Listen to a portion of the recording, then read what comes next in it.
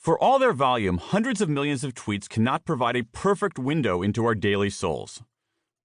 While other studies using Twitter to measure mood have found much the same patterns that Macy and Golder discovered, both the medium and the methodology have limits.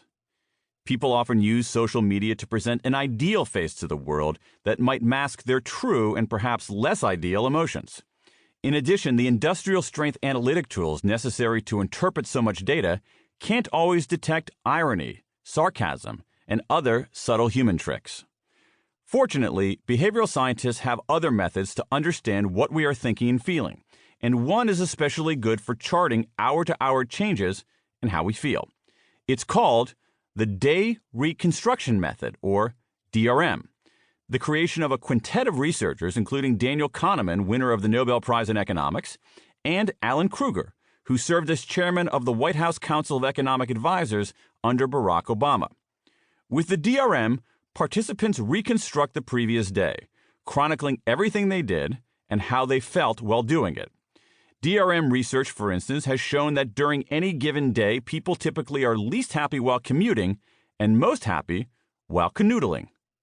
In 2006, Kahneman, Krueger, and crew enlisted the DRM to measure what they said was a quality of affect that is often overlooked, its rhythmicity over the course of a day. They asked more than 900 American women, a mix of races, ages, household incomes, and education levels, to think about the previous day as a continuous series of scenes or episodes in a film, each one lasting between about 15 minutes and 2 hours. The women then described what they were doing during each episode and chose from a list of 12 adjectives, happy, frustrated, enjoying myself, annoyed, and so on, to characterize their emotions during that time.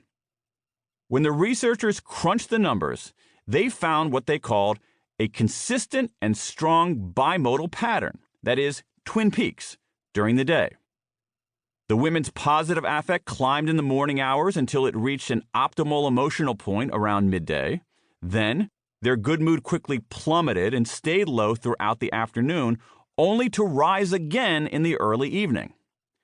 On the PDF that accompanies this audiobook, you'll see charts for 3 positive emotions: happy, warm, and enjoying myself.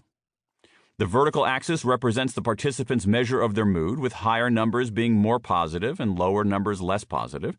The horizontal axis shows the time of day, from 7 a.m. to 9 p.m. The 3 charts are obviously not identical, but they all share the same essential shape: an early spike, a big drop, and a subsequent recovery. On a matter as elusive as human emotion, no study or methodology is definitive. This DRM looked only at women.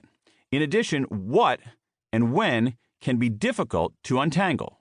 One reason enjoying myself is high at noon and low at 5 is that we tend to dig socializing, which people do around lunchtime, and detest battling traffic, which people often do in the early evening.